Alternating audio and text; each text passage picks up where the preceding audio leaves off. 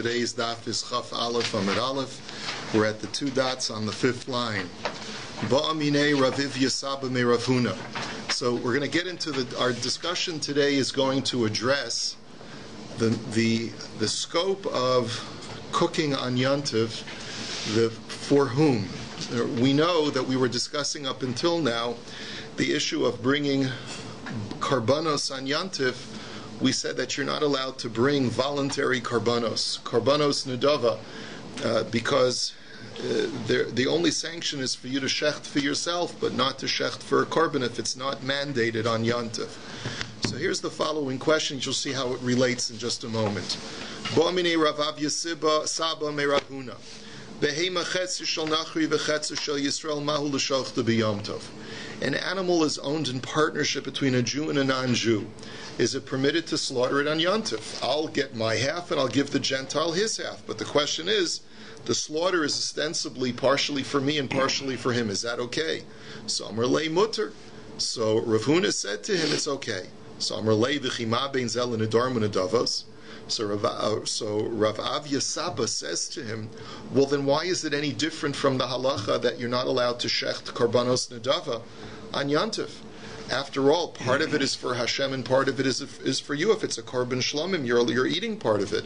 So why can't we justify shechting a korban that's partially for me on Yontif? So Amar lei or v'parach. He said, hey, look, there's a bird. In other words, he changed the subject, tried to avoid having to answer the question. I gave another example of this yesterday in my drasha.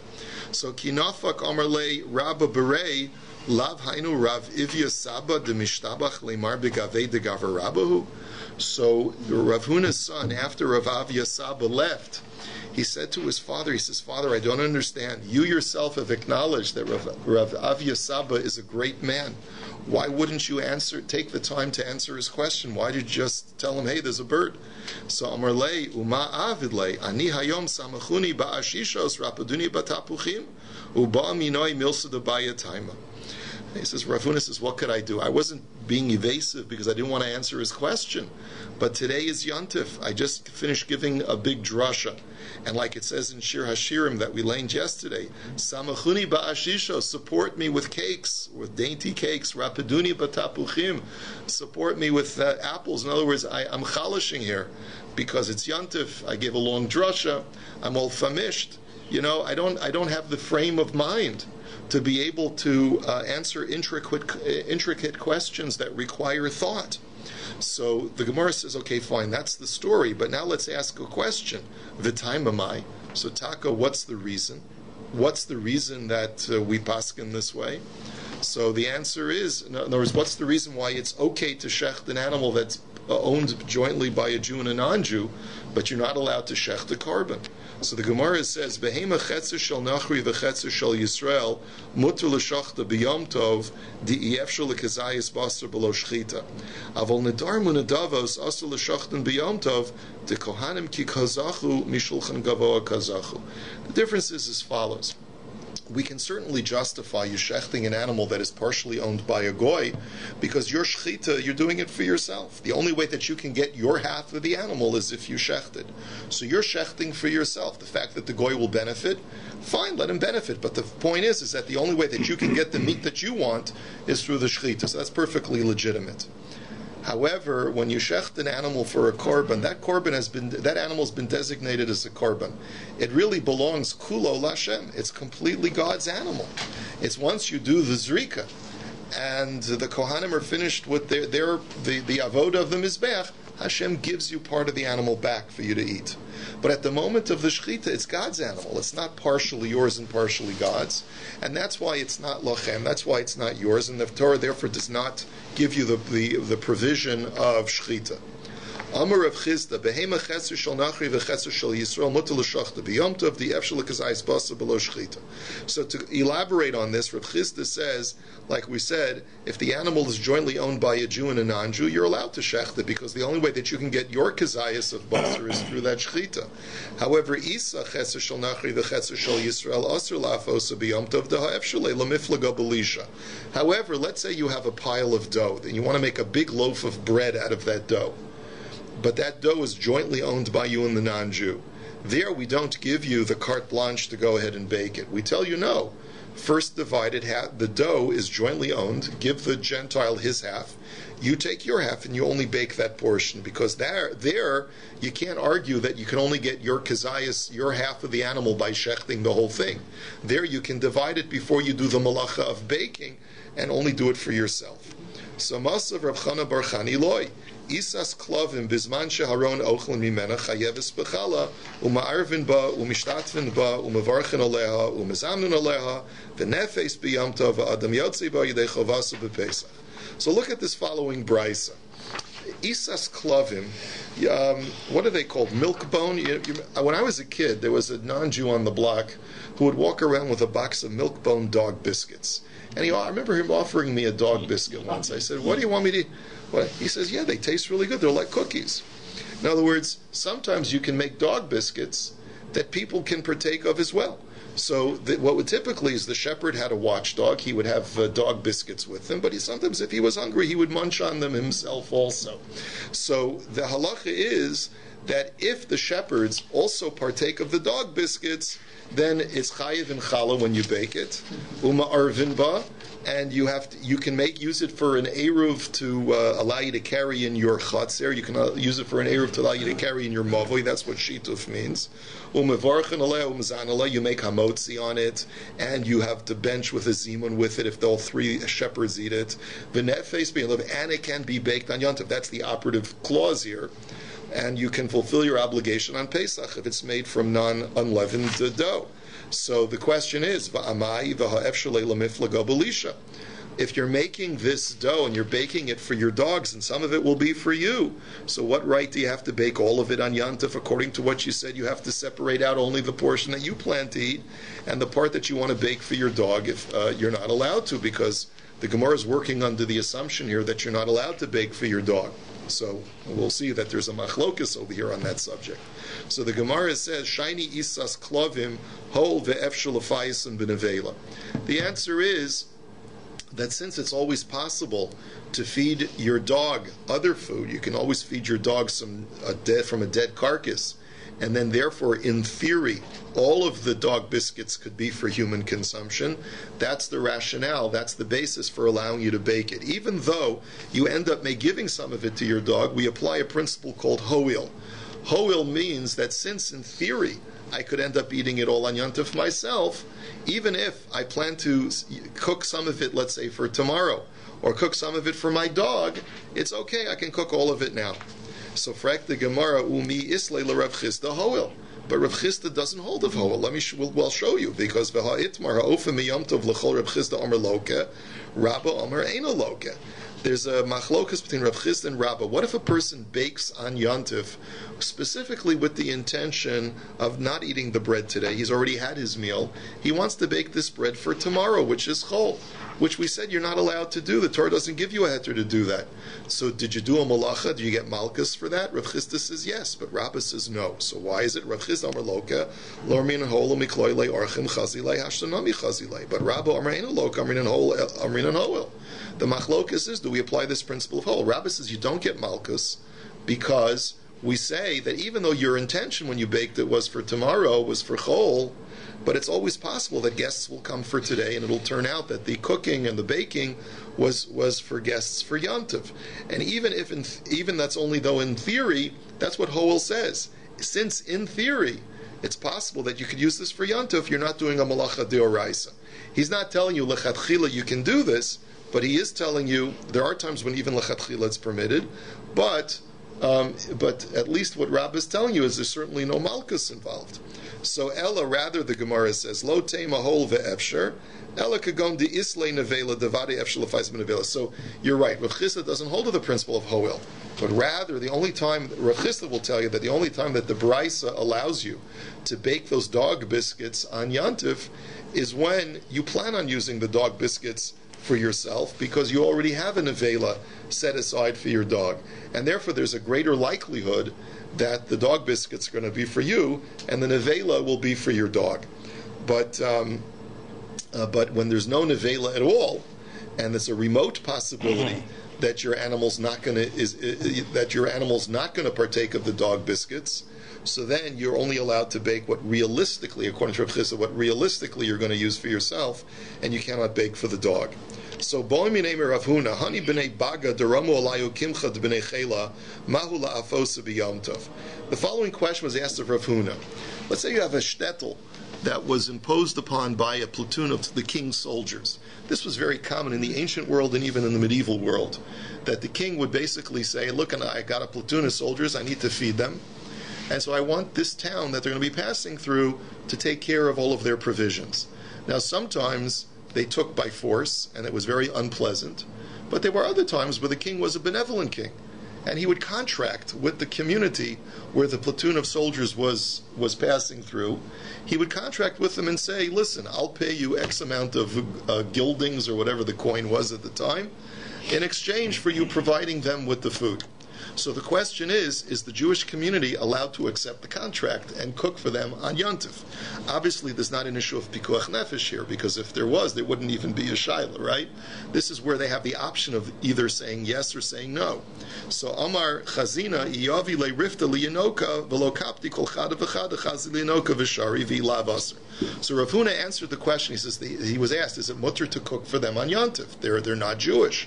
So are you allowed to cook for a goy? The answer was no, you cannot cook for a goy. However, you could apply the principle of Hoel, that if the soldiers don't mind, if the provisions that you purchase for them, if you bake a roll and you give it to a child, to one of your Jewish children, and they don't protest, so then it's okay. Because we could say that every roll I'm baking theoretically is like Hoel, it's theoretically for a Jew.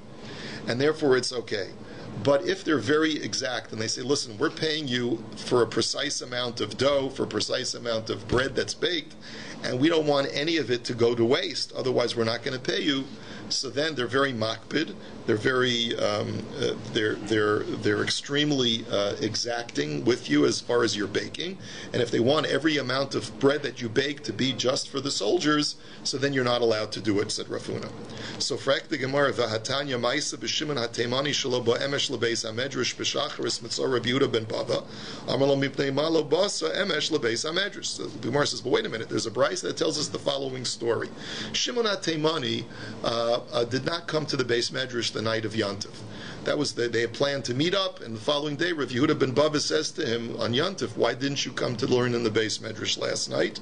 So Amar lo b'leshes ba'ali irenu uvik shalachto v'skol ha'ir v'shachatnu lahem egel v'he'echalnumu patarnum l'shalom.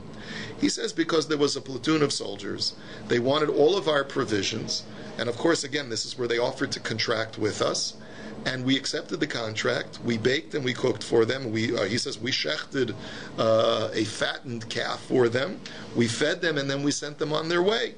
So Amar lo tama ani im lo yatsa secharchem behefseidchem shaharei amrit Torah lachem v'lo la'ovdei kol chavim. So Rabbi Yehuda ben Bava was critical of Reb Shimon HaTeimani. He says, I wonder if whatever benefit you got from being paid for serving a meal to these non-Jews was overcompensated by the punishment that Hashem is going to punish you with for having violated Yontif, because the Torah only allows you to cook for Jews, not for non-Jews. So va'amai, so the Gemara says, according to what Rav Huna has just paskined, that it's okay as long as in theory you could give some of the meat or some of the bread to your child, hachazila mechol minei. Why was Rabbi Yehuda ben Bava so critical? Maybe it was a case where they could have given some of the meat to a child. So Amar Rav Yosef egel treifa havai. So Rav Yosef answers because it was a treifa, a calf, that was the case. They couldn't have given it to a Jew. The Gemara v'hachazi leklavim, but it's usable for your dog. And here the Gemara is holding under the assumption that it's okay to cook for your dog. Before we had worked on the assumption that it's not okay to cook for your dog, and that's why we had asked the question about the isas klavim, about the dog biscuits. But here the Gemara is saying, but maybe it's okay to cook for your dog, and if it's usable for your dog, then what's the problem of making it for a non-Jew? So the Gemara says tanoihi. It's actually a machlokas tanoim, whether cooking something for your dog is okay on Yontif. The Tanya, achasher ye'achilachol nefesh, hulavado ye'aselachem. The Brisa says, using the pasuk of that which may be used for food, you may do the malacha on Yontif. So mimashma shenamar l'chol nefesh shamani afilu nefesh behema b'mashma kin shenamar umaki nefesh behema yishal mena. The pasuk seems to imply by saying the word nefesh that it's permitted to cook on Yantiv for your fellow Jew, and it's permitted to cook on Yantiv for your animals, because the word nefesh sometimes in the Torah is used to imply an animal, as it says that if you smite your friend's animal, you have to pay for it, and the word is nefesh that's used in that pasuk. So maybe it's okay to cook for your animals also on Yantiv. Talmud Omar. Therefore, the pasuk says, "Lachem v'lo liklavim divrei Rabbi Yossi Aglili."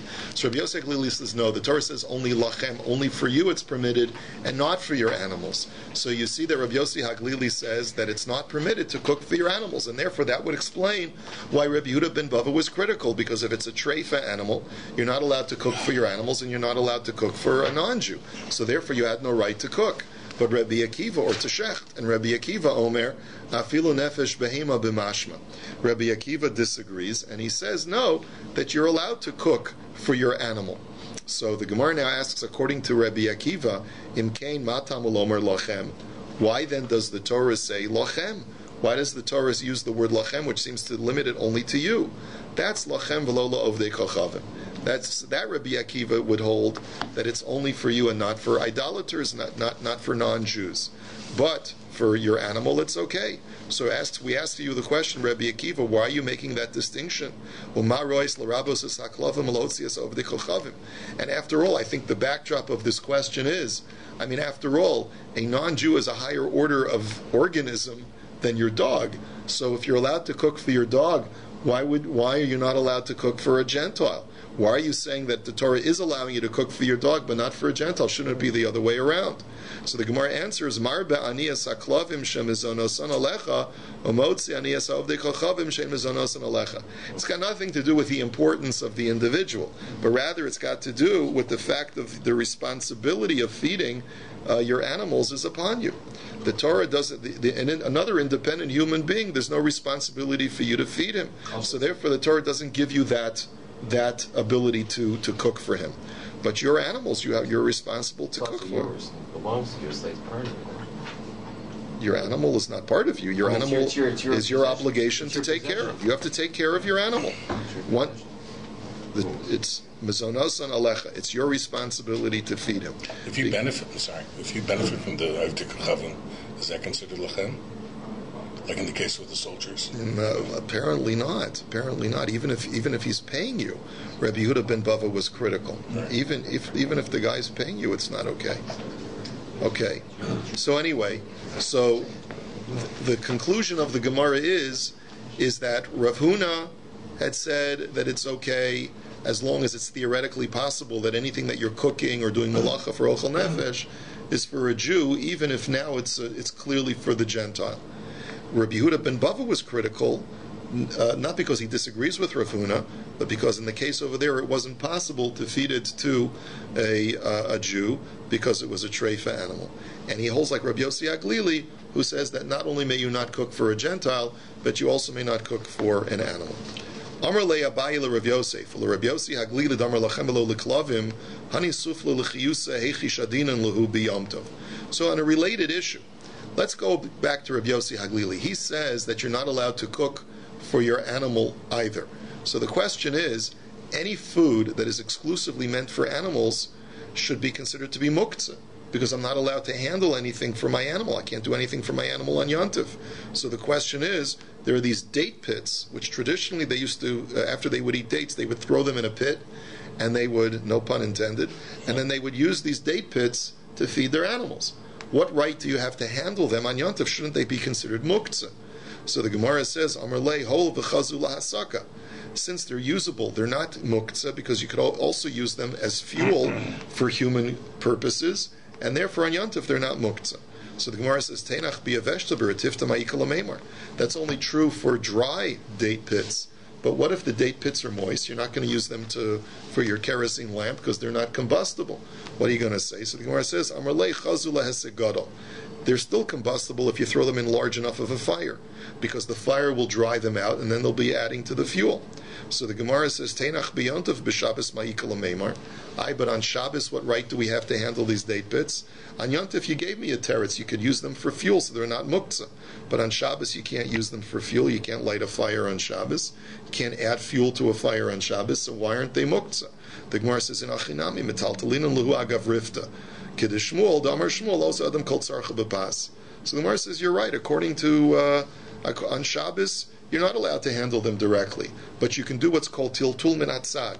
You can do an indirect form of picking them up by taking a piece of bread and using it like an oven mitt and picking up the pits via the piece of bread. And Shmuel says that we're not concerned about bizui ochlim, we're not concerned about desecrating food, because Shmuel holds that you can use bread for any other utility that you need, right? Even if the bread will become spoiled in the process. Now we don't know that we don't paskin like that. We paskin that a person has to be careful with bread. However, there are certain limited circumstances where we will allow you to use bread if there's no other alternative. So upliga the Rabbi Yehoshua. So now the Gemara goes back to Rav Huna. Remember, Rav Huna said, if in theory the cooking that you're doing for the goy can be for a Jew as well, we allow you to cook for a goy on Yontif. But this is in disagreement with Rabbi Yoshua ben Levi. Damar Rabbi Yoshua ben Levi, mezamen es hanochri b'Shabbos ve'mezamen es hanochri b'Yom Tov, gezerah shemeyarbe b'shvil. This is a very important halacha that's very relevant. Rabbi Yoshua ben Levi says you're allowed to invite a Gentile to dine with you on Shabbos, but you're not allowed to invite a Gentile to dine with you on Yontif. Why? Even if your food is already cooked, the very fact that he's coming over may cause you to cook more food on Yontif for him. And therefore, you're not allowed to invite him. According to Rav Huna, this shouldn't be a problem. Since anything I cook theoretically I could feed to my child, I'm allowed to cook for a goy. But Rabbi Shua ben Levi says no. If, practically speaking, a goy you're cooking for the goy, then you're not allowed to cook, and even you can't even invite him lest you come to cook for him. So you see how far Rabbi Shua ben Levi goes. This is very relevant applications. 2 years ago I gave a Shabbos Agadol Drasha as to whether or not you can invite a Gentile to your Seder. Those of you may recall. So we came out that you are allowed to under limited circumstances, but you have to navigate around this halacha. Because there's no issue of having him at a Seder per se. It's any Yontif meal, inviting a non-Jew, and you have to navigate around this halacha. So we mentioned there are a number of ways to navigate around it. And we'll see one way even in the Gemara itself. Before we get to that, let's see what the Gemara says. Ravacha bar Yaakov amar afilu b'Shabbos nami lo mishum shiurei kosas. Ravacha bar Yaakov says you can't even invite a Gentile to dine with you on Shabbos, because what's going to happen is you're all going to drink wine, and the leftover wine in his kos is going to become undrinkable because it's like they dip their bread in it. It becomes mos, it becomes yucky, and it's going to become muktzah, and it's going to cause you to have to handle muktzah on Shabbos. So ihachi didan nami. So the Gemara says, well, then why isn't the leftover wine in our kos just as muktzah is? The Gemara says didan chazul l'tarnagolin, because our wine could be used to, you pour it out into the chicken trough to let the chickens peck at it. So the Gemara says, Didu nami chazal tarnagolin. What about, so use this, do the same thing with his? It's non-muktzah.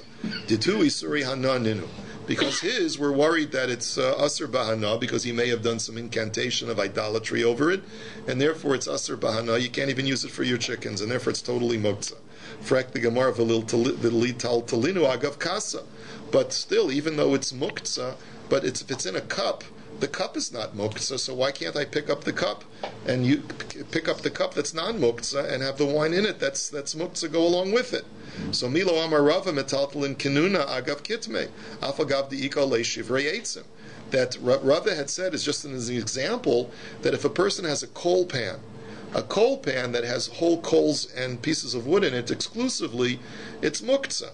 However, since there's ash in the coal pan, and the ash itself can be used on Shabbos, they used to use ash a lot on Shabbos and during the week to cover up unseemly things. They didn't have room deodorizers, and everything fell in the dirt. So you'd cover things up. If the kid dirtied himself on the floor, you'd cover it up with ash on Shabbos. And other things that spilled, saliva, whatever, you'd cover it with ash. So therefore the ash is non-muktzah, even though there's other stuff in there that is muktzah. It's okay as long as something's not muktzah. So why don't you say the same thing by the kos, by the goblet that the wine is in? So Hasam Lavi Suri Hananinu, Achi Suri Hananinu. The Gemara says you're dealing with a higher order of muktzah over here because the wine is an Asr Bahana, you can't even get benefit from it. So there, the rabbis would agree that even carrying it via something that's non-muktzah is not going to be permitted. And therefore, Rav Acha held that you can't even invite a Gentile to dine with you on Shabbos because of the muktzah issue of his leftover wine. So Amar le Rav Acha midifti l'Ravina v'lihabi kigraf shel ri'i. But still it should be mutter, because there's a halacha of graf shel ri'i. If a person has something disgusting in his house on Shabbos, even if it's totally muktzah, the rabbis gave you permission to empty it out, to remove it from your house. So say the same thing by this disgusting wine that's left over. So Amar le v'chiyosin graf shel ri'i lechatchila. Since when do you have a right to invite a Gentile knowingly causing you to have this disgusting thing left over in your house? Because the rabbis only permitted it if post facto you have something gross in your house, you can remove it. But to create a scenario where you're going to have something disgusting in your house, which is going to necessitate you to rely on this heter, that you're not allowed to do. And that's the reason for Rav Acha saying you cannot invite the Gentile to dine with you. Ad berei Rav Lamar Shmuel v'darash mezamnin esanachri b'Shabbos ve'ein mezamnin esanachri b'Yom Tov gezer shem yarba b'shvilo.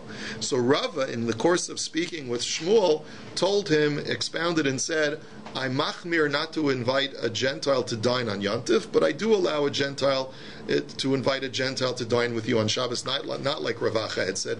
He's not concerned about the wine issue, but he is concerned that you may end up cooking more for the Gentile on Shabbos, and that's not permitted. So, Mereimar Umar Zutrik Yava Mikla Luhu Nachri B'Yom Tov Amrulei Inichalach B'May Detrichalan Muta V'Lo Tircha Yisera Adaita Didach Lo Tarchinan. One of the ways to maneuver around this halacha is to do what Mereimar and Mar Zutra did.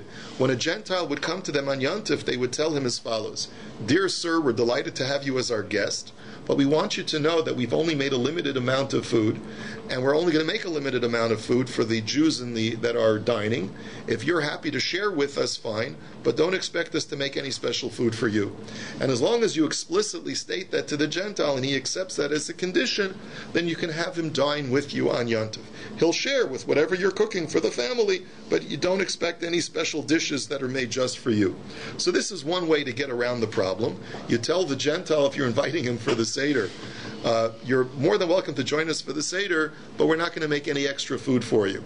That may sound a little insulting. Plenty of more. Yeah, there's plenty of more. I'm not sure if I would use this. I'm not sure if I would use this line, but if you remember my shir, I talked about a number of other different circumstances. Certainly, so many of the poskim say that if you have a non-Jew that's working in your home over the Seder, let's say some domestic help, so then that also completely mitigates the problem. And allows you to invite a Gentile, because in the event that you need to make more food, you can always instruct the non-Jew to do so, and that's therefore a less of a problem. Another mitigating factor is if the Gentile is dating a Jew or is married to a Jew. In that situation, since you're dealing with pikuach nefesh of the Jew, because you're inviting the Gentile so that you can bring the Jew closer to Yiddishkeit, that also I was able to demonstrate is completely okay, and you don't have to worry about it. Let's go weiter. The Mishnah says, Beishamai omrim lo yecham adam chamin l'raglav elim kein ru'uyin l'shasiya u'beisilil matirin. Beishamai say, remember, Beishamai do not hold of the principle of mitoch. Mitoch is the principle that says that once the Torah gives you a heter to do a malacha for ochel nefesh, that malacha is permitted for other things as well. So therefore, that's why you're allowed to carry your siddur to shul on Yom Tov, because since the Torah permits you to carry for ochel nefesh, you can carry other things as well. So in the same vein, Beis Shammai and Beis Hillel disagree over whether you can warm up water on Yom Tov for non-ochel nefesh purposes. I want to use it to warm my feet. So Beis Hillel say that's fine because they hold of mitoch, and Beis Shammai say it's not okay because we don't hold of mitoch. And finally, Osa Adam Meduro Mischamim Kenegda, the next line of the Mishnah is that you're allowed to make a bonfire on Yom Tov and warm your entire body. So the Gemara wants to clarify, Yibailu Hai Medura Man Ketanila, Divrei hakoli v'shani lula beishamai ben hanas kol gufal hanas ever echad. Oduma beisila katani level beishamai lo shani lahu. Do beishamai agree to this last line of the Mishnah that you're allowed to make a bonfire to warm your whole body? Because perhaps beishamai is only machmir when the benefit that's non-ochel nefesh related is only for a portion of your body. But if it's warming your entire body, then that's more akin to an ochel nefesh benefit, and therefore even Beis Shammai would agree that it's okay. Or perhaps no, this also only goes according to Beis Hillel, who hold of mitoch. So Toshma Beis Shammai omrim lo yasa adam medura v'yischamim kenegda u'Beis Hillel matim. So the Brisa says explicitly this is only a heter according to Beis Hillel, but Beis Shammai would hold that you're not allowed to make the bonfire. Now just let me tell you a very important Tosfos. I gave a shir about this also about 2 years ago. According to what we're learning, Beis Hillel only give you a heter to heat up water for your feet. But if you wanted to heat up water to take a bath, Beis Hillel would not give you that heter. Why? So Tosfos' language is because ze eino roi ela lebnei adam me'unagin. Because this is not a benefit that is shava l'chol nefesh, that is everyone would benefit from. Because only fastidious, dainty people need to take a bath on a regular basis. Cowboys like you and me, we just wash our face, our feet, our hands, and that's enough, right? So that's a benefit that's for everybody. And that's why they still hold that you're allowed to heat up water. But no one takes a whole bath. That's a luxury, right? No one takes a shower, that's a luxury. So therefore, many poskim permit you to take a shower nowadays on Yantiv for this very reason that Tosfos says you cannot. Because today it's not just for the me'unagin. Right? I mean, you'll correct me if I'm wrong, but based on the smell in the room, I think most people take showers on a daily basis, right? So it would seem, therefore, that just like Beis Hillel permits you to heat up water back then for your feet, if Beis Hillel were here today, he would say, if this is a benefit that's shavel l'chol nefesh, then you can take a shower. So they allow bath as well on the poskim? Yeah. No, they don't differentiate. There's no differentiation. Parts. Some poskim are machmer, they say aver, just one limited time, right? And but based on this argument, it should be okay to do your whole body at the same time. But a person should conduct himself according to his psak. I hold that you have to be machmir on Simchas Yantiv. And because you have to be machmir on Simchas Yantiv, if a person, not like a day like yesterday where it was chilly anyway, but let's say it's a hot day and it's Yantiv, right? And you mamish feel like a dirty rag without taking a shower, right? So you have to be machmir. How can you deny yourself Simchas Yantiv? Your chumrah in bathing is turning out in a kula on Simchas Yantiv.